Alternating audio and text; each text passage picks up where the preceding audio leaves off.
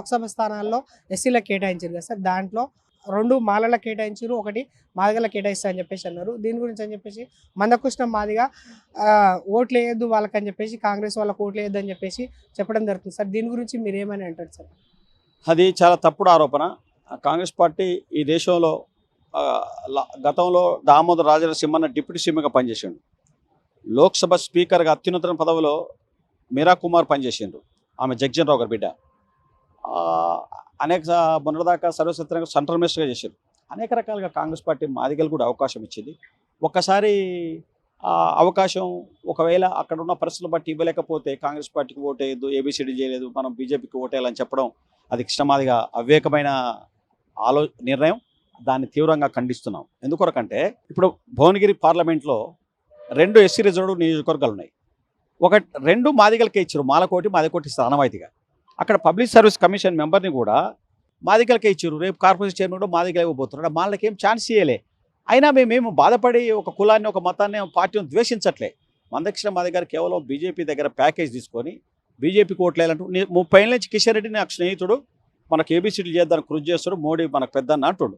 మరి 30 ఏళ్ళ నుంచి కిషన్ రెడ్డి మీకు స్నేహితుడు అయితే 10 ఏళ్ళ బీజేపీ అధికారంలోకి వచ్చి ఎందుకు ఏబీసీడీలు చేసుకోలేదు? తీర ఎన్నికల ముందు మీటింగ్ పెట్టి ఎన్నికల ముందర బీజేపీకి ఓటేయాలని చెప్పడం అనేది అది ప్యాకేజీ నిర్ణయం తప్ప మరొకటి కాదు.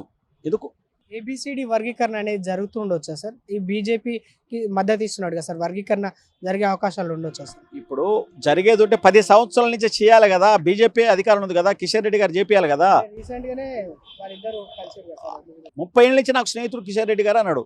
మరి 10 ఏళ్ళ నుంచి ఏం చేస్తుండు? కేంద్రంలో బీజేపీ ఉంది కదా. కాంగ్రెస్ పార్టీ ఏబీసీల మీద ఉషా మేర కమిషన్ వేసింది. వేస్తే వాళ్ళు ఏబీసీడీ చేయమని సపోర్ట్ చేశారు. దాన్ని అమలు చేయడానికి ఇలా బీజేపీ అధికారంలో ఉంది, వాళ్ళు చేయాలి కదా. కాంగ్రెస్ పార్టీ ముఖ్యమంత్రి రాజశేఖర రెడ్డి గారు అసెంబ్లీలో తీర్మానం పెట్టిండు ఏబీసీడీ వర్గీకరణ చేయాలని చెప్పి. ఎక్కడ కాంగ్రెస్ పార్టీ నీకు వ్యతిరేకం చేసింది? ఇవాళ సీట్లు అంటే నేను ఇప్పుడు మీకు చెప్పిన ఉదాహరణ, భువనగిరి పార్లమెంట్ 2 అసెంబ్లీలు మాదిగలకు పబ్లిక్ సర్వీస్ కమిషన్ మెంబర్ను మాదిగేశారు. రేపు చైర్మన్ కూడా 1 మాదిగిస్తారు. మాలకు 1 కూడా ఇయ్యలే. అంత మాత్రాన ఇక్కడ 2 సీట్లు ఇస్తే ఇచ్చిండొచ్చు. పరిస్థితులను బట్టి పార్టీ నిర్ణయం తీసుకుంటుంది. ఎక్కడ గెలిచే అవకాశం ఉంటే వాళ్ళకి టికెట్లు ఇచ్చేది. సామాజిక న్యాయాన్ని కూడా రాష్ట్రం మొత్తం చూడాలి తప్ప ఒక 2 నియోజకవర్గాలు 3 నియోజకవర్గాలు చూసుకొని ఆలోచన చేయొద్దు అనేది నా అభిప్రాయం. కొంతమంది వాళ్ళకి సామాజిక వర్గంలో వాళ్ళకి రాలేదని చెప్పేసి చాలా వరకు ఇబ్బందికరంగా ఉన్నారు సార్. అట్లా అని చెప్పేసి నేను అదే అంటున్నా కదా. మేము కూడా మాకు రాలేదు కదా. నేను 40 ఏళ్ళ నుంచి కాంగ్రెస్ పార్టీలో పనిచేస్తున్నా, నాకు రాలే. టీఆర్ఎస్ నుంచి వచ్చిన మాదిగలకి 2 సీట్లు ఇచ్చారు భువనగిరి పార్లమెంట్లో. మేమేం అక్కసి వెళ్ళగక్కట్లేము. మా తోటి బంధువులు స్నేహితులే మంచిదే అనుకున్నాం.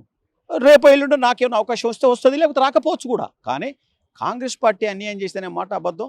ఈ భారతదేశంలో దేశ స్వాతంత్ర పోరాటంలో పాల్గొన్న కాంగ్రెస్ పార్టీ దేశాన్ని స్వాతంత్రించడం కూడా పూర్తిగా భూస్వామ్య సంస్కృతి ఉండే. పేద ప్రజల్ని బడికి రానిలే, గుడికి రానిలే. అటన్నిటిని నివారించడానికి వర్ష ప్రణాళిక పెట్టి జవహర్లాల్ నెహ్రూ గారు భూ సంస్కరణను ప్రవేశపెట్టి 1952లోనే పార్లమెంట్లో చట్టం చేసి భూములని పంపిణీ చేపించేసి ఇవాళ గ్రామాల్లో మాదిగలకు 2 ఎకరాలు 3 ఎకరాలు ఉంటే ఇందిరాగాంధీ కాలంలో ఇచ్చిన భూములే. బోర్లు ఇప్పించారు, బావులు తెప్పించారు, కరెంట్ కనెక్షన్ చెప్పించారు, ఇందిరమ్మ ఇండ్లు ఇచ్చారు.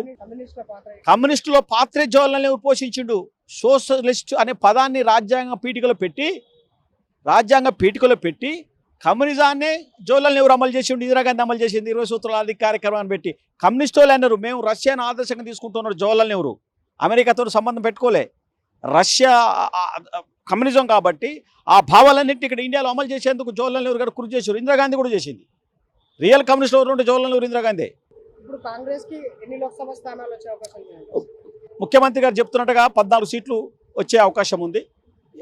బీఆర్ఎస్ పార్టీకి అభ్యర్థులు దొరికే పరిస్థితులు లేరు.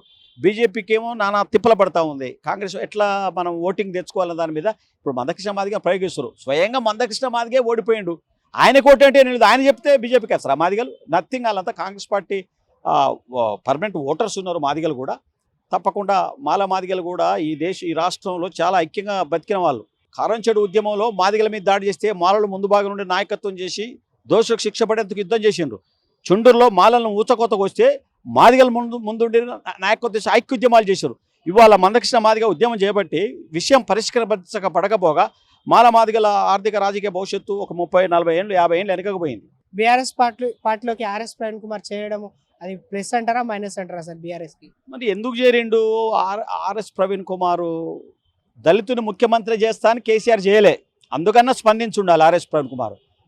దళితులకు 3 ఎకరాల భూమి ఇస్తా అన్నాడు, అది కూడా కేసీఆర్ ఇయ్యలే. అందుకొరకే ప్రవీణ్ కుమార్ గారికి లోపల ప్రేరేపణ జరుగుంటుంది బీఆర్ఎస్లో చేరాలని. లేకపోతే కేజీ టు పీజీ విద్య, ఉచిత విద్య ఇస్తాను, అది కూడా ఇయ్యలే. విద్యకు ప్రాధాన్యత ఇస్తే ప్రవీణ్ కుమార్ ఆయన ఉచిత విద్య కూడా ఇస్తాను ఇయ్యలే, దానికోసం ప్రేరేపణ గురై ఉంటాడు. ఈ రీతిగా అనేక మన సిరిసిల్లలో కానీ రాష్ట్రంలో కానీ ఇసుక వ్యాపారాలకు వ్యతిరేకంగా, అక్రమాలకు వ్యతిరేకంగా ప్రశ్నించేందుకు, దళితుల మీద దాడులు చేసి కేసు పెట్టేందుకన్నా స్పందించి ఉంటాడు తప్ప ప్రవీణ్ కుమార్ చేరిక అనేది చాలా నీతిబాహ్యమైన చర్య. దాన్ని ఇప్పటిదాకా ప్రవీణ్ కుమార్ మీద చాలా గౌరవం ఉండే, ఒకనాడు కూడా ఆయన గురించి ఎక్కడ మంచిర్యాలలో దాడి జరిగితే ఫస్ట్ స్పందించి నేను పిఆర్ఎస్లు దాడి చేశారు ఆయన మీద, నేను స్పందించి సపోర్ట్ చేసిన. కాబట్టి ప్రవీణ్ కుమార్ గారు గతంలో ఏం మాట్లాడిన ఏడే మాట్లాడిన విషయాన్ని పరిశీలిస్తే చాలా బాధ అనిపిస్తుంది.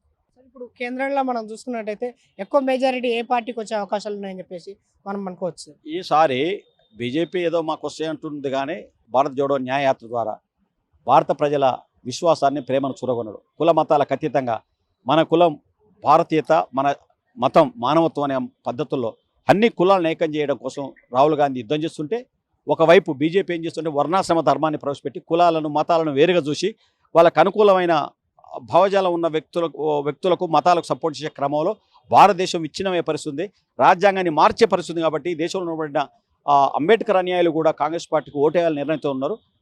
ఈ దేశంలో కాంగ్రెస్ పార్టీ మెజార్టీ స్థానాలు గెలిచి అధికారంలోకి వచ్చే అవకాశం ఉంది. కేజ్రీవాల్ అరెస్ట్ కుట్రపూరితం అని చెప్పి చెప్పుకోవచ్చా సార్? బీజేపీ కూడా కుట్రపూరితమే అనిపిస్తుంది. ఎందుకంటే ఎన్నడూ అరెస్ట్ చేయాలి కదా, ఎలక్షన్ ముందలంటే ఆమ్ ఆద్మీ పార్టీకి ఎవడు ప్రచారం చేసేవాళ్ళు లేకుండా చేయడానికి ఆ కుట్ర జరిగి ఉంటుంది. నిజంగా సత్యవంతంగా విచారణ జరిపి ఆ కేసు ఎన్నడూ రిజిస్టర్ అయింది, కవిత నరేష్ అయినా, ఇవన్నీ కూడా కుట్రలో భాగమే.